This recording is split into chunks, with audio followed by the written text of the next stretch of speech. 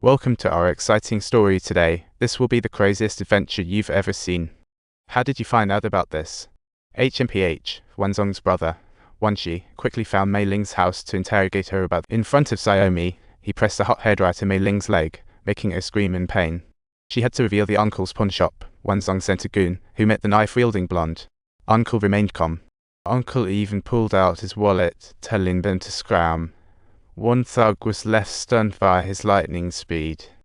The 300-pound big guy wasn't having any of it, but he charged forward and nearly met his maker. Talk about asking for it. Downstairs, Wanshi Giant Duing sent Killer Duing to demand the camera, threatening Xiaomi's life if not given. It was then Uncle realized Xiaomi had been kidnapped, but after handing over the camera, Duing shot at the fat guy.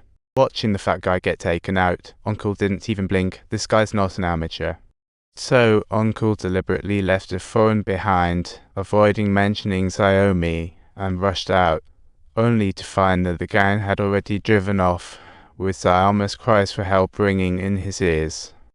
The car sped away, and although Uncle tried to call the police, the Korean police claiming it was a drug trafficking case immediately brushed him off. Disappointed, Uncle hung up, only to receive a call from Wanshi asking him to drive a specific car to assist in their drug deal.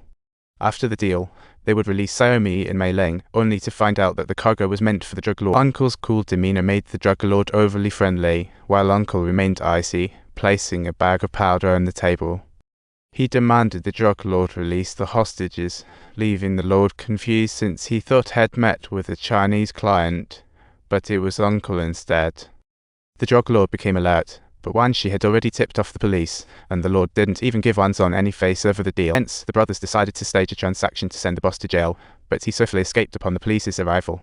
Uncle pursued in his car and successfully took down the drug lord during a crash, but his trunk popped open to reveal a corpse. It was a woman's body, covered in stab wounds, with her heart, stomach, and kidneys removed, and even her teeth taken.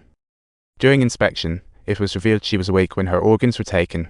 Clearly, she was sold by this poor woman was none other than Mei Ling, who works in a nightclub, and they had also kidnapped her little daughter, Xiaomi. Because Xiaomi was too young and hadn't found a suitable match, an old woman locked her away.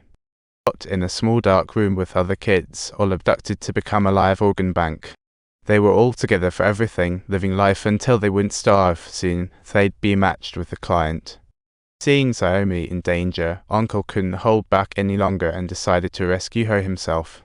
When Xiaomi was kidnapped, they left behind a phone, which had been strangely reset.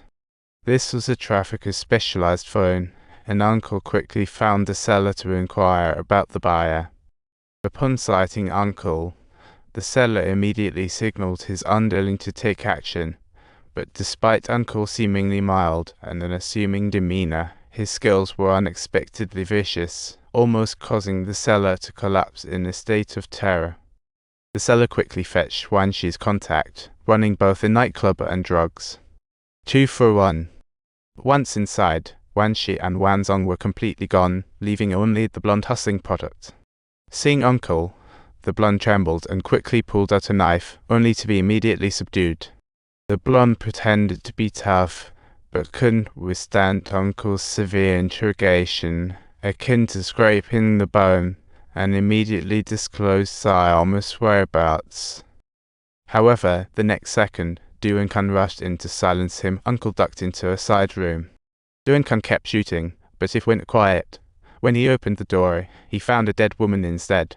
In his state of shock, Uncle suddenly leapt out from the adjacent room, swiftly disarming Duing with agile movements, and subsequently an intense hand-to-hand combat erupted between the two.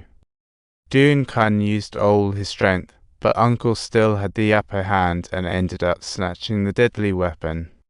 Seeing this, Duing fled. Uncle chased with a machete until the crowd separated them. Wanzong looked at Uncle, smugly tossed a phone and made a quick getaway. Uncle took off after him, but had been injured and couldn't run far before stopping. Hesitation is futile, he needs a gun for excitement. As Uncle planned to meet a friend, Wanzong called. How many people have you prepared? This guy wants you dead, and he's just one man. This guy is just one man, and you've prepared everyone against him. Just wait for the show I'm putting on for you all tomorrow, you'll see me in action. Today, all those guys are dead. The police discovered Uncle had escaped the station. He immediately checked the surveillance footage to see he had taken down 6 officers in just 1 minute and 40 seconds. This kind of skill was terrifying.